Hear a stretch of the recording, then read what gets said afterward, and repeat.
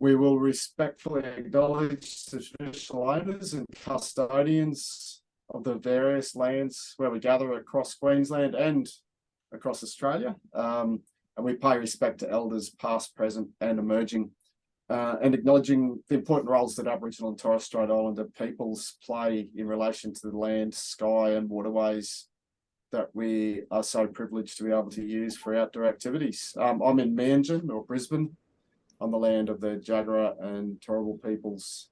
If you'd like to, you can use the chat to just make a note of what land you're on today.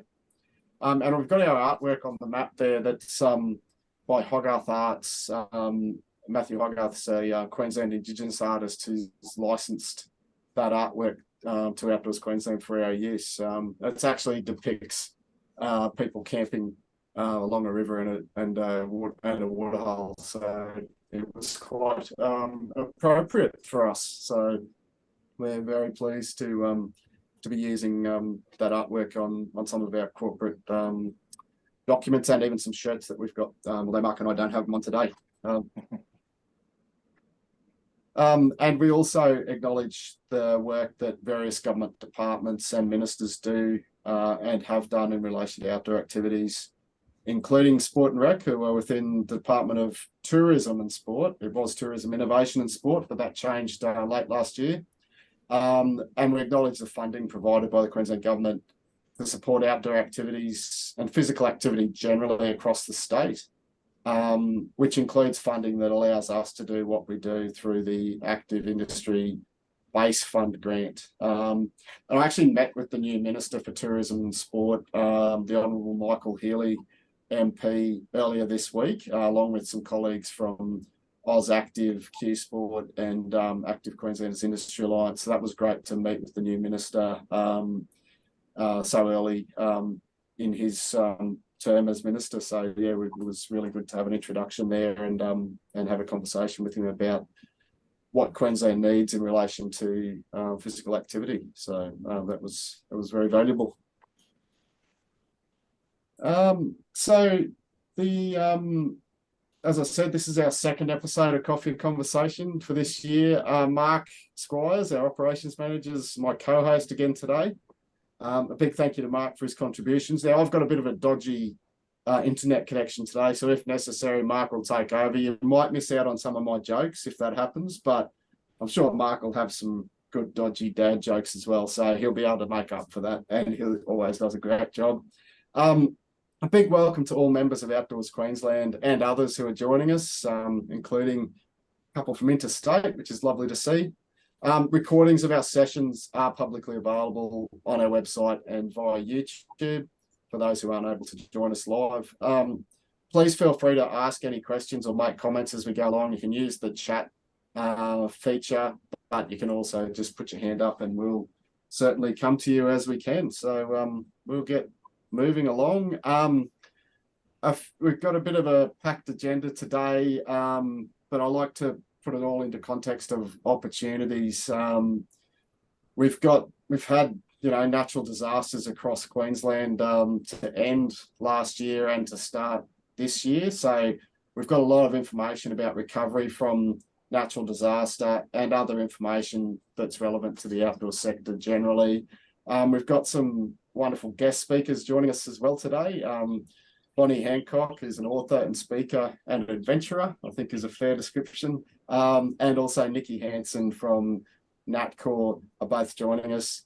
And as I said, if you've got anything you want to add to the agenda during the meeting, please speak up. It is a forum and a conversation. So yeah, we want to have as much conversation as possible as we go along. So that said, we'll get cracking along. The first announcement we've got there is actually aimed purely at, I guess, the Outdoors Queensland members.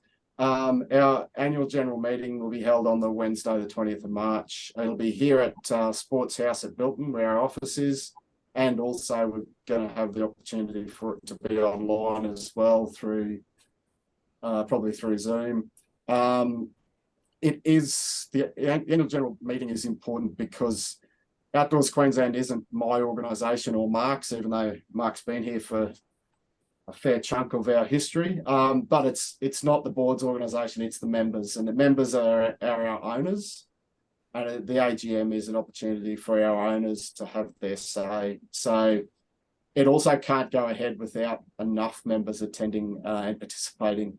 So we will have an election of directors.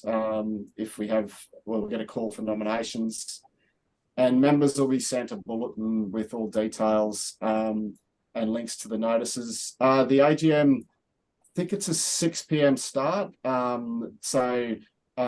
we're going to have a forum before it, so the forum might be at 5:30 or 6 as well. So we tend to do it at the end of the normal working day, so that volunteers can attend as well as others who wouldn't be able to attend due to work. So yeah, it'll be in the evening on that Wednesday, the 20th of March. All the details will be sent out early next week's the plan to get the information out. I've just got some key dates there on the screen.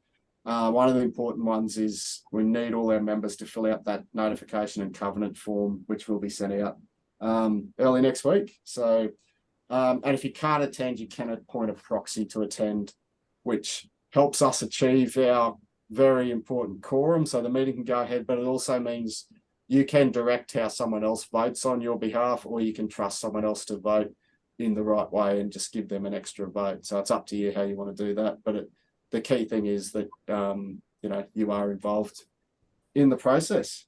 So that's my AGM announcement. And I'll probably remind you of that again at the end. But yeah, it is an important aspect of our governance that we do as an organisation. The next announcement, we have, as I said, a guest speaker, Bonnie Hancock.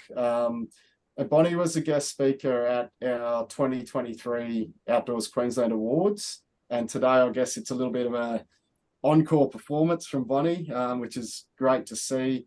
Bonnie's just released a book, which is described as a story of adventure, resilience, and 254 days on the perilous seas. It's a pretty good little tagline at the top of the book there, Bonnie. So I'll hand over to Bonnie just to speak to us briefly about her adventures and the book itself. And yeah, we can go from there. If you've got any questions for Bonnie, I'm sure she'd be happy to answer them. Did you need to share a screen, Bonnie, or you're just going to talk to this? No, that's fine. Yep. I'll just talk to it. Thank you so much, cool. Dom. Thank you. Thank you. Holding the book in my hands now is a little bit surreal. It's been a year and a half in the making. So yeah, I returned back in August 28th to be specific, in 2022, after 8 months of paddling my 8-kilogram carbon fiber surf ski around Australia. And I guess the biggest question I've had since the journey is why, which is a very fair question. And, I never grew up wanting to even explore the ultra endurance space. I was a sprint iron woman. Our races were a max of 10 minutes long. I was in the professional Kellogg's New Terrain Ironwoman series for the better part of a decade. During lockdown 2020, I will never forget walking into Broadbeach Library and picking up 3 books. And amongst those books was a book called Fearless, which was about Freya Hofmeister, the German woman who had the record prior for paddling around Australia and basically beat the blokes before her and broke that record. And upon reading that book, I was just incredibly inspired. I was like a calling. I've got to do this. I want to do this. I want to paddle around Australia. But as we do for 6 months, I went back and forth, tossing up the idea and trying to convince myself of all the reasons not to do the paddle. And eventually I had a premonition of being in my 80s and not having done it and regretting that decision. So I thought, let's go for it. Let's dive in. I looked at my husband and I said, let's do this. And credit to him, I've dedicated the book to him because he went all in with me in this, and he left his job, his career, he'd been working a decade towards, and came with me on this trip, as did 3 other amazing men who supported me the whole way through. When I wrote this book, I also had a clear decision to make. It was whether to gloss over the ugly and the messy and the raw and the real, because there was things like the strain on my marriage. There was, moments of, I was telling someone the other day, racing to the bathroom whilst you're vomiting from seasickness. And all of these moments, I think we often do gloss over as athletes. We show that record or that medal. And what I learned on this journey, and hence the reason it's called The Girl Who Touched the Stars, is once I touched the stars, once I got that big win I'd always been chasing and went so close to as an Ironwoman, I finally got that win. And, in the final couple of kilometers of this paddle along the stretch on the Gold Coast, the Hello. sun was shining on the water and it appeared like stars on the water. And I reached my hand down to skim along and kind of grab those stars. And I realized I finally had that big win I'd wanted, but ironically, it wasn't the most valuable thing I took from this paddle.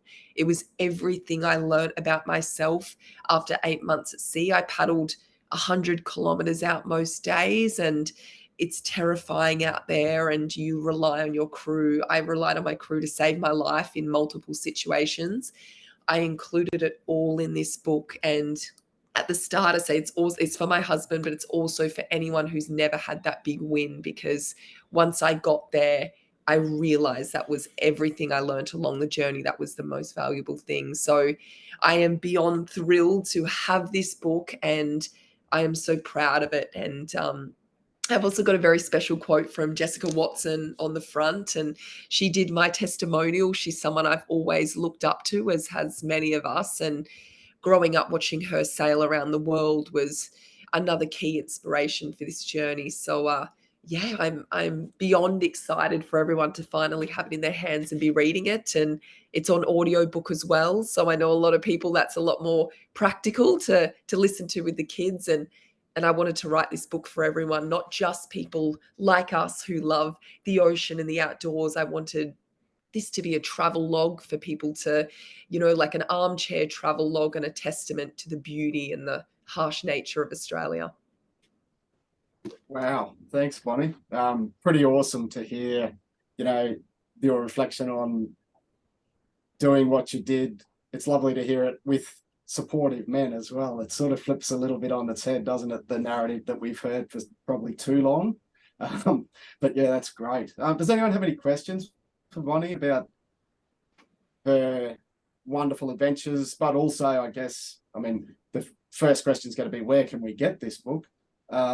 It's available through the Outdoors Queensland online shop, but I'm sure it's available more widely than that as well. But does anyone have any questions? Don't be scared.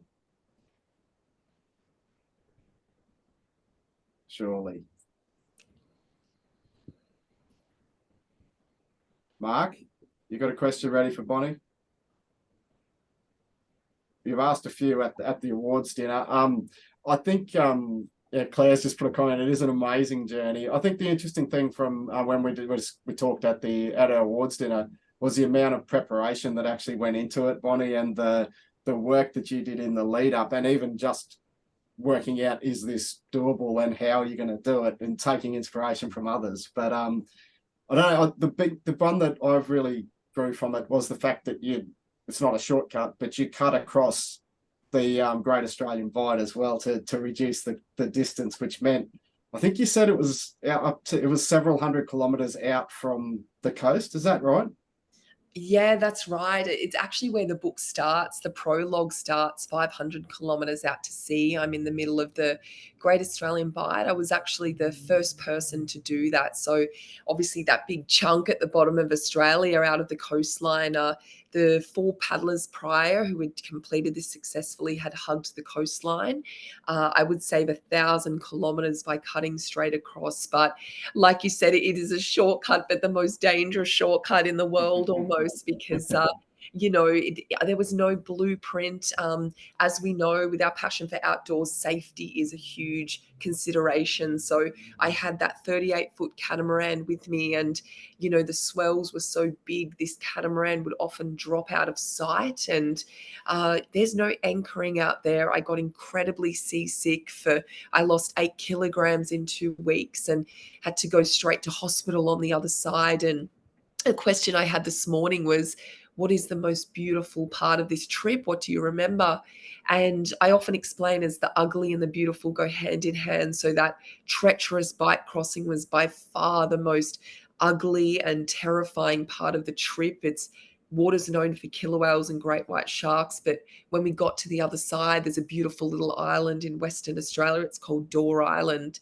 And I remember sinking my toes into the white sand, and there was the most amazing sunset and moonrise. And it was a celebration of everything we'd achieved. And I often forget to mention that so much of this paddle was done at night time because I was paddling up to 18 hours a day. So being 500k out to sea on your little surf ski at night time and falling off into that water is petrifying. It takes the boat about 500 meters to slow down. So that's where the book starts with the prologue. We just dive right into it, and then I go back to actually how I got there to the start line. That's great, Bonnie. Listen, Dom, I think has just dropped out. I think he's having some trouble with his internet connection, so we've lost his slideshow. But we shall carry on. I've got access to it at least, and we'll see how we go. One of the things I was just thinking about with you, with the book there, Bonnie, the cover of the book, I mean, it looks very cool, sitting at this lovely calm ocean, stars, it looks wonderful. But, you know, I remember from your presentation at the awards night, you know, and as you've just been saying, it wasn't all like that at all. And in some ways, you kind of giving people a bit of a false impression of what it might have been like out there for the trip. That's right. When the publishers were asking me what photo, I very strongly advocated for this photo because this was actually taken in crocodile-infested waters in the Kimberley at the top of the country. And we just spotted a crocodile next to my ski the night before as the crew used torches to watch for the crocodiles around me. And often things aren't always as they appear, and there's a strong theme of mental fitness throughout this and all of the mental challenges I had to go through. And as an ambassador for Gotcha for Life mental fitness charity, I'm very, very passionate in that area. And often we need to ask people how they're doing and probe a little deeper, go a little deeper than surface level. And it's what we teach the kids in schools now. It's never too young to start working on your mental fitness and being a good listener and learning what to say when your friend is having a hard time. So I love the photo because it looks beautiful and calm and almost spiritual. And it was crocodile-infested waters and terrifying. So, yeah, as I said, the beauty and the ugly and the messy come together. And that's what I love so much about the book. Excellent. Thanks, Bonnie. Has anybody got any other questions for Bonnie before we move on?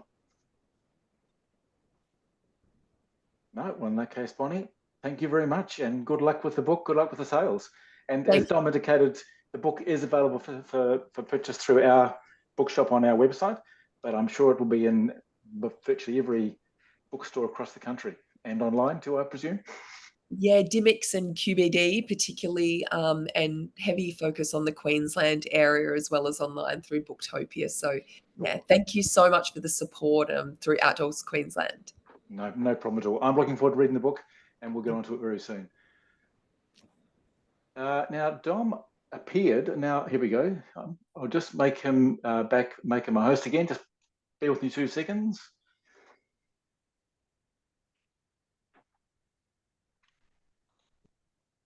Thank you, mate. Dom, you're back, and now you're a host again.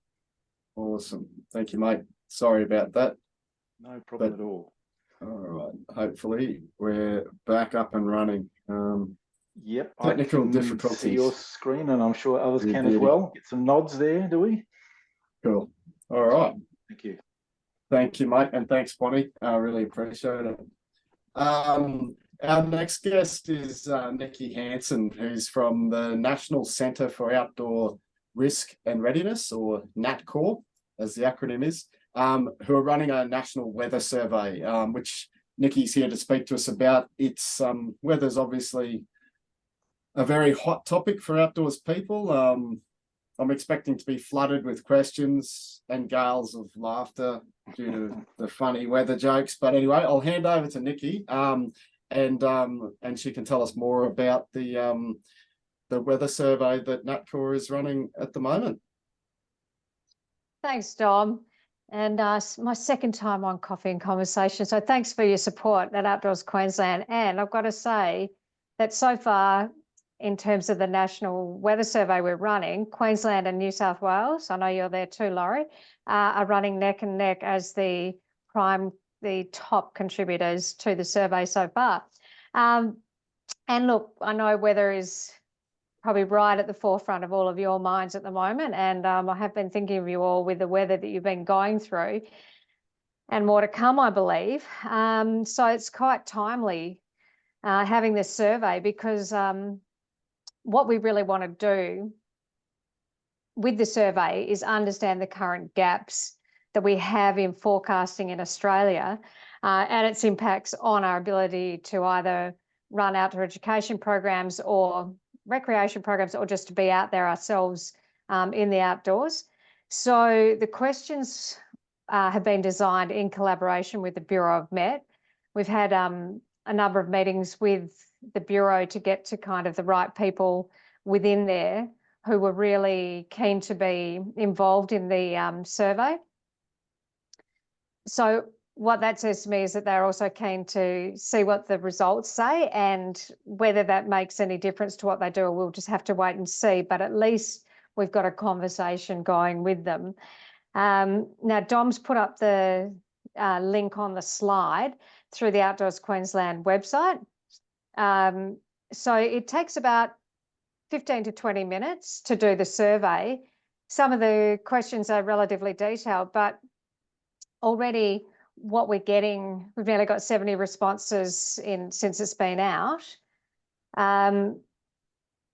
What I'm getting from that already is really great data that I'm putting straight up onto the NatCORR website. So just forecasting websites, for example, that people are using for the different components of what they want to see, whether it's around air quality, whether it's around severe weather warnings, whether it's about fire, whatever it is, people are telling us what they're using. And if it's something that's not already up on our weather and environmental conditions hub section of our website, then I'm putting it up on there. So that's the straightaway thing that we can do with this data. But what's going to happen to it at the end of the day is that we are going to be running PD for the sector based on the results that we get. We don't know what those results are going to tell us yet until they've been analysed properly, but knowing those gaps, we can then provide what we think is needed from what people are telling us. We also see this having use as an academic paper. So that'll be another avenue we'll go down, but also we want to share our findings with all the peaks, both all the state peaks and the national peaks, so that information is out there for people to see. And really beyond that, I think it's just good to know. It's good. What I've also had is people giving me feedback in the open question at the end saying, oh, thank you. Some of these questions have actually made me think I need to change this, or I need to put this in place. So even if it's a prompt for maybe some things that you think you might need to add to your preparation and planning or during programs, then that's a win as well, because it's just, again, raising the bar in terms of the way that we're all doing what we're doing. But really, I just wanted to find out if anyone had any questions about it. But that's really about it in a nutshell. But we really want to get as much input into the survey as possible. So if you haven't done it, we'd really, really love your input. So any questions? When does the survey close, Nikki? 29th of February. Dom, thanks for asking that. I couldn't help myself because it is a leap year. I just went, oh, I've got to actually use that date. Nice. Well, everyone actually has a bonus year this year, so you can use part of your time leading up to the bonus year. You only need 10, 15 minutes to fill out the survey. So you've got a bonus day already in this year. So you've got no excuses. Is that's what you're going with? Yeah, but we don't have to wait until the 29th of February to do it. So yeah, Absolutely. Great. Any other questions?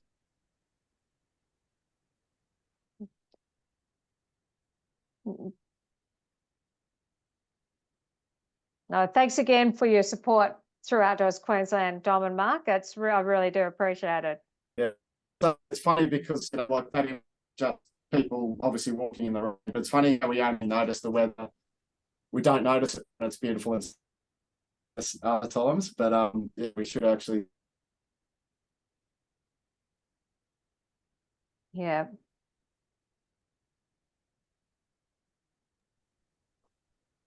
I think Dom has frozen on us again.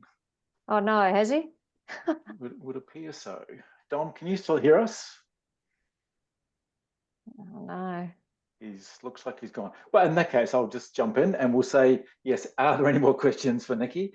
And if not, then we should move on to the next slide. I might even try and share my screen.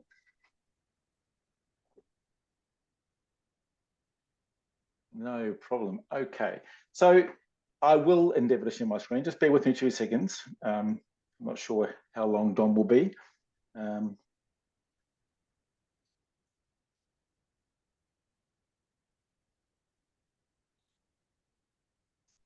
Yes, well, that's all very well. There it is.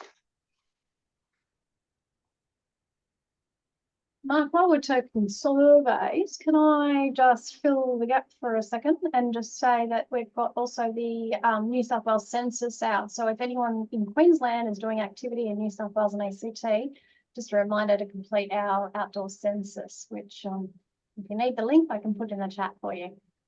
Not a problem, Laurie. Thank you. Yes. So for those that aren't aware, we put out a census towards the end of or middle of last year. And we were hoping that it will be picked up elsewhere around the country. And sorry, Laurie, I think is leading the charge in New South Wales and the ACT with their version of that same census, which is fantastic. Hopefully that will give us a much better and bigger picture of what the sector is all about across, at least certainly on the East Coast anyway. Absolutely. Really important from an advocacy perspective, and certainly benchmarking each state and territory, but then combining our content for federal use. Yeah, it's very exciting. Thanks, Matt. No problem at all, Laurie. So, folks, can you see the slides on your screen shared from me? Can I get a nod from somebody? Yep. Okay, fantastic. Unfortunately, you're getting everything because I don't have yet the time to get it set up with just the slides and notes elsewhere. So I apologise for this, but we will carry on. So the next topic is this the AQIA, the Active Queensland Industry Alliance survey, Active Industry Workforce Survey. And as you can probably see on the notes there, that the AQIA has developed this 10-year workforce plan, or is developing a plan, and they're keen to know if there's some questions they want to ask you, ask the sector about your issues, your thoughts, your concerns. So I think I'm not sure what the closing date is, but there are surveys out there. There are workshops they're running. There's information on our website about these, with the dates for the workshops, and I'm hoping that you'll be able to get on board and work with the AQIA to help them work through this survey.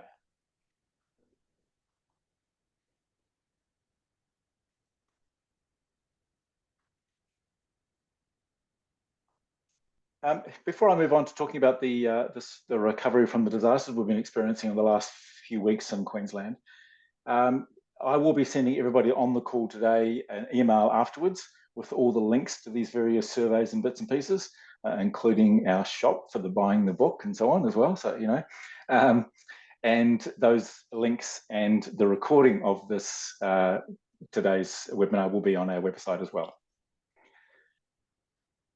Just bear with me. Dom is now endeavouring to get back in again, so let's grab him, let him join up again.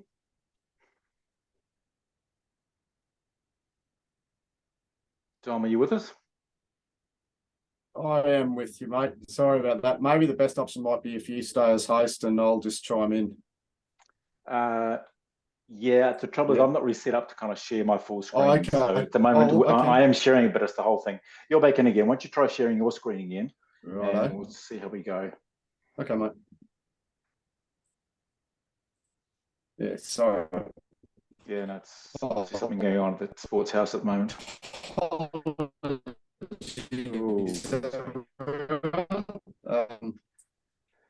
Yeah, we're hearing you, but it's very strange. But anyway, are we good? Yeah, we are good right now. And you can step it forward through to the Okay. the natural I disaster will slide. only persevere. Righto. Explain. Thank you, mate. So the natural disaster, as we've spoken about this last time. You want to move forward 2 slides, Don? I think 2 more, mate. Okay. Yep. To the gumboots. That's it. Gotcha. Yeah. Okay. So the Queensland Rural and Industry Development Authority, they've got programs to assist Queensland businesses impacted by disaster events, which includes the ex-tropical cyclones Jasper and Kirrily, and the severe storms and rainfall in other parts of Queensland.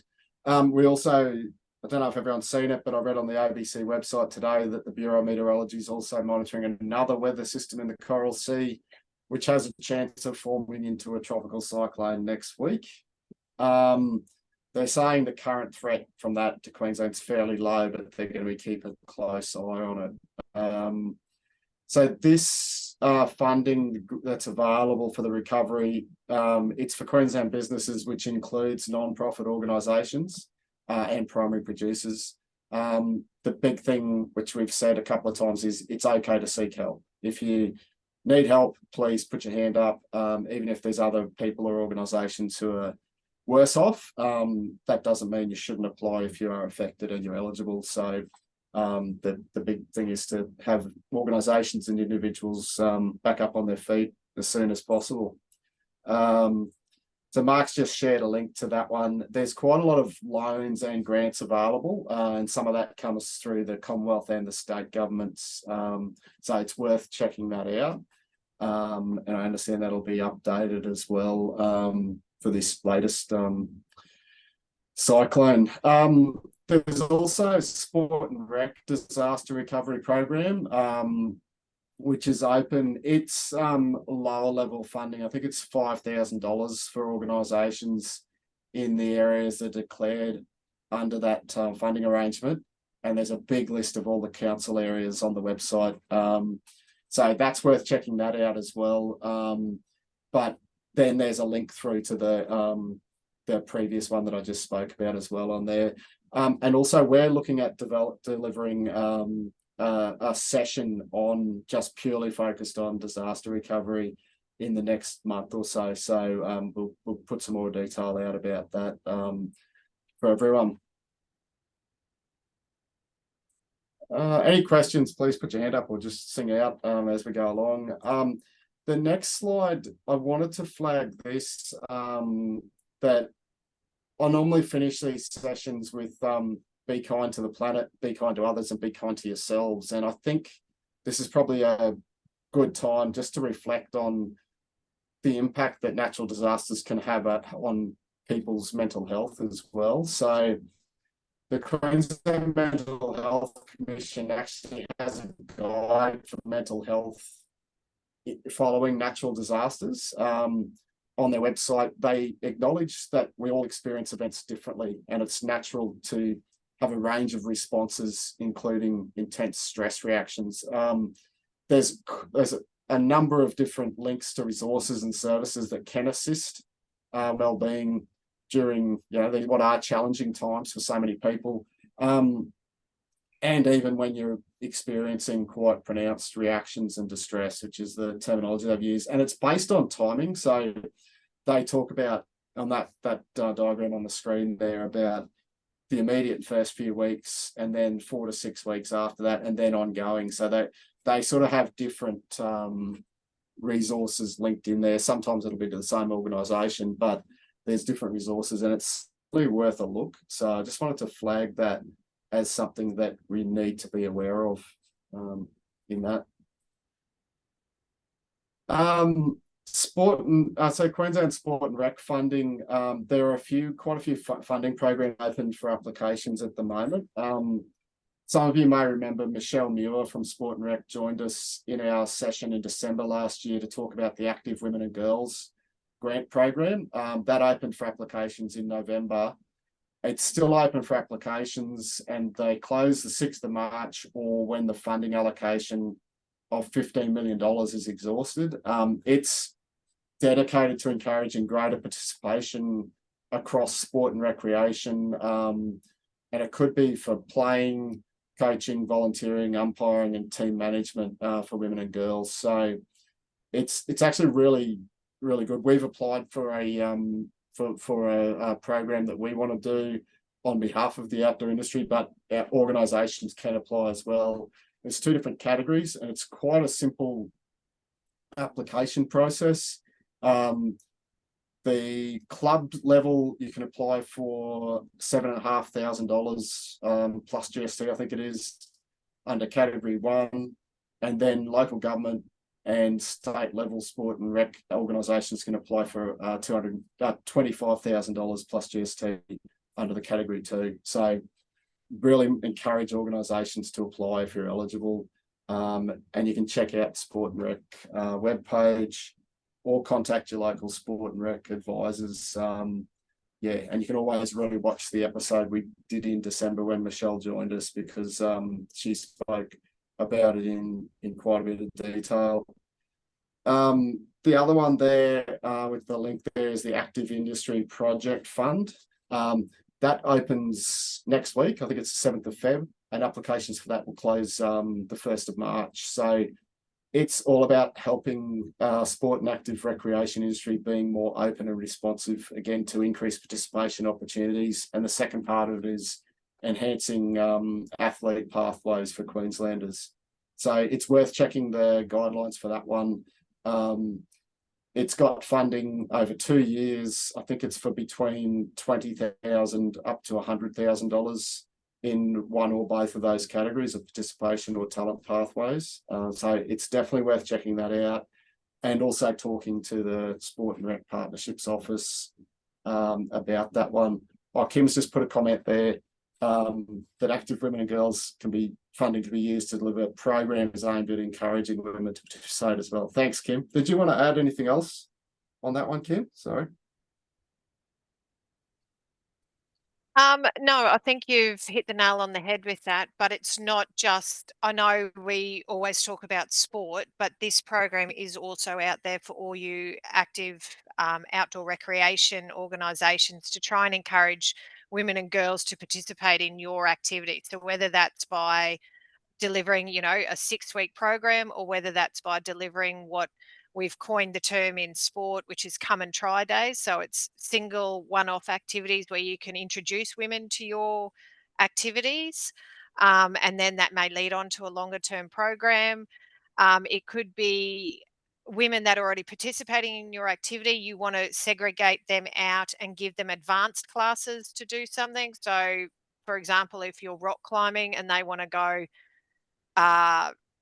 instead of abseiling, they want to go up, you can take those women and give them extra training. So it's that sort of thing as well. So when we're talking about officials and referees, put that in the context of your outdoor recreation. So if you want to upskill some of your employees who are women, that would be eligible underneath this program as well.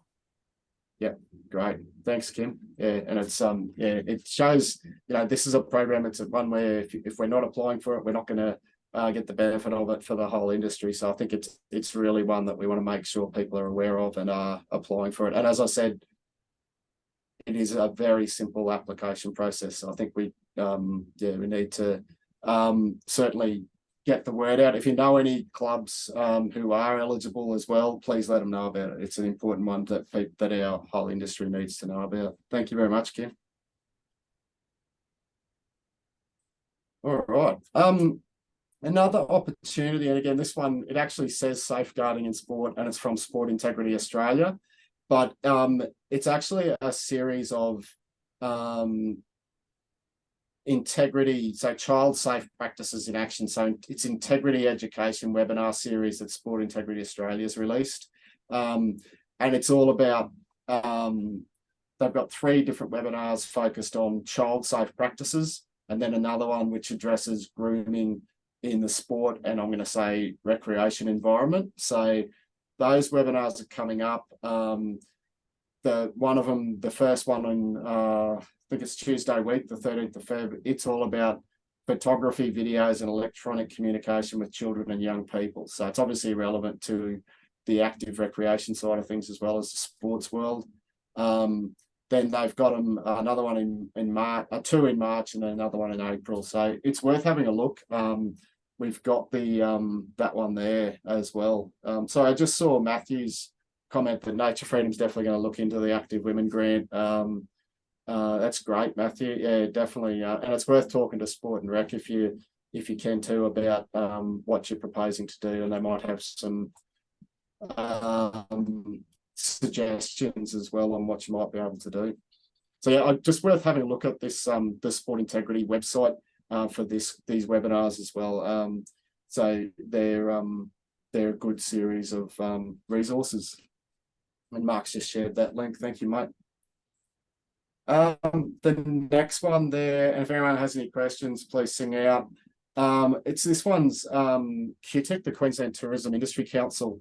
They've got free webinars on the topic of access for all, and it's about inclusivity in the tourism landscape, which of course part of that is the adventure tourism or nature-based tourism space, but also it generally applies as far as inclusivity across all outdoor activities. So inclusion access, and they're delivering webinars, and again it's monthly, Wednesday the 28th of Feb, Wednesday 20th of March, and then Wednesday 17th of April. So that's certainly worth having a look at, and it actually talks about creating meaningful outcomes as far as inclusivity for guests, staff, and business. So it's a good, quite broad topic. Claire's just asked in the chat, Kim, if you could advise the estimated time for approval for applicants who've already submitted applications under the Women and Girls program.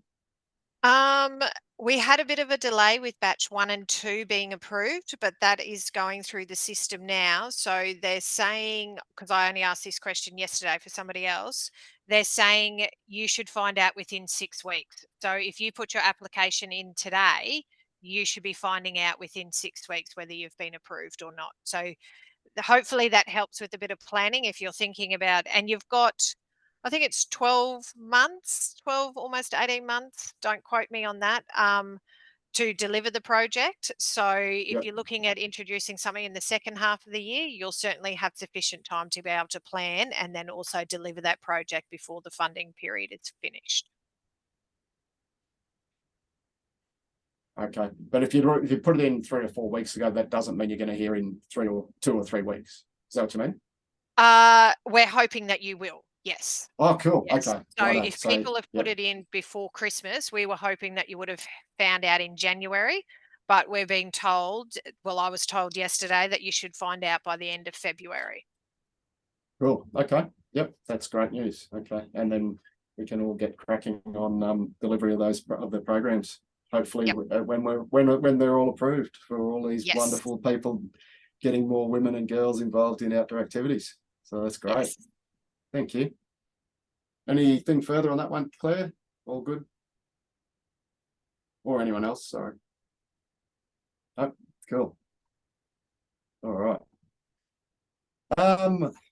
Speaking of opportunities for grant funding, the federal government has released the Play Our Way, which is about creating greater opportunities for women and girls. So the federal government, this is a $200 million grant program. It hasn't opened yet. I think it's going to open in the next few weeks, but they've announced this program. It's for local governments and community, not-for-profit, sporting and recreation organisations.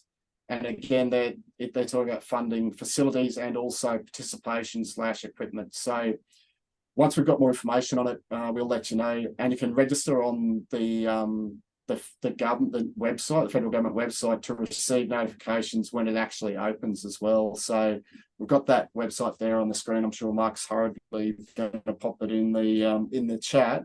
but it's certainly worth having a look at that one as well. So it's another one, and obviously they actually acknowledge in that it's on their website. It says basically as a result of the success of the Matildas. And I feel like we all contributed to the success of the Matildas by embracing the wonders that was the World Cup last year. That's another one that the federal government's investing some money in. So that's great. And imagine what you could do with that one as well. So yeah, I just wanted to flag that one as well. This next one is also federal funding. Don't know what's going on with federal funding suddenly arriving, but there's a Strengthening Rural Communities federal funding program, which is grants of up to $10,000. And this is actually supporting organisations as a follow-on from the disruption caused by COVID. And they put it out there that, you know, it could be for initiatives like workshops, education programs, or facilities and community equipment. So this isn't directly aimed at sport and recreation. It's actually about rural communities in general. And there's $5 million in their fund. So it's the final round of this fund. Applications close 26th of Feb. So just wanted to flag that one as well, that it might be worth a look for, particularly for people in rural and regional Queensland, or New South Wales for that matter, Laurie, but Queensland predominantly from my interest. Maybe even Victoria, I don't know if the money should be spent there, but anyway, that's a different conversation for another day. The speak of consultation, the Queensland government has just released this Putting Queensland Kids First. It took me 3 goes. I wasn't sure whether to spell whether putting or putting, but anyway, it's Putting Queensland Kids First is the name of this discussion paper that they've released. It closes the 21st of Feb. So what this one's about is the Queensland government looking to understand how to deliver better outcomes for young Queenslanders, and they want feedback about, which could include examples or ideas about how an approach can impact the well-being of children and young people. And what they're saying is our feedback will then inform the development of a government package and process to improve outcomes and life trajectory for Queenslanders. So it's a really great opportunity. They want people to contribute. They want submissions from community members and groups.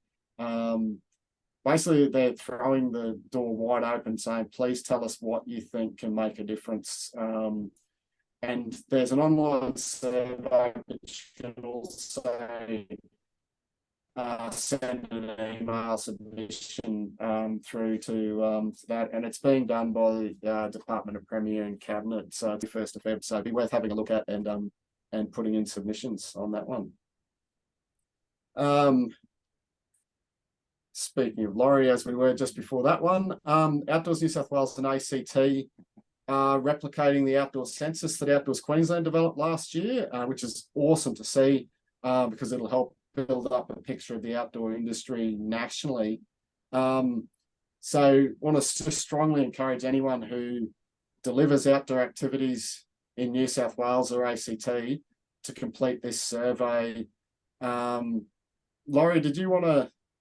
Yeah, when you're offline, Dom, I mentioned it after Nikki. Oh, cool. So yeah, I think if any, the link's in the chat for those that needed it. But yeah, any questions, feel free to ask. Thanks, Dom. Thank you. Yeah, I think obviously anyone who's delivering activities in New South Wales and ACT, or if you know someone who is, if you can encourage them to do it, the more information Laurie gets, the better off the outdoor industry generally will be. So that's great. Well done on getting that happening, Laurie. I've mentioned this one at our last session, but the Queensland Training Awards, they're open for nominations until the 12th of March. These awards are about recognising outstanding achievements of individuals and organisations across 14 award categories.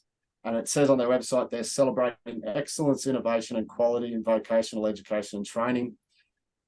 The reason I'm flagging it is I would love to see some outdoor organisations and individuals recognised through the awards. So really encourage you to consider nominating for those ones. It'd be awesome to see. So yeah, worth checking out. I won't spend much time on this one, but we've spoke about it last session. That WorkSafe Victoria released details of some fines handing out to an outdoor operator in Victoria for failing to ensure the safety of school students on camp. So there's information about that on our website. You can see the link there. Basically, it's about learning from what happened rather than sensationalising anything in that one. But it was all about incidents that occurred in February 2020. So yeah, that's worth checking out, particularly if you're delivering outdoor activities, and particularly in the school camp setting for that one. Yeah, so I think there's a big long story on the website from WorkSafe Victoria about what happened, and talks about having plans in place, on how you're going to manage it if things do go wrong, which obviously we all need to have in whatever business or activity we're conducting. I also mentioned in the last session the AMSA guidelines for marine adventure tourism. We won't go through detail, but it talks about the guideline that AMSA's released. So it includes jet skis or personal watercraft, parasailing, jet boats, and other high-speed adventure vessels. So that one's important as well. And they're also doing some reviews and inspections of tourism operators in the next month or so, or they've already been doing them. That's about it for the session there. As I said earlier, there's quite a few reminders there. Also, particularly the Outdoors Queensland AGM on Wednesday, 20th of March. Then we have a heap of resources on our website.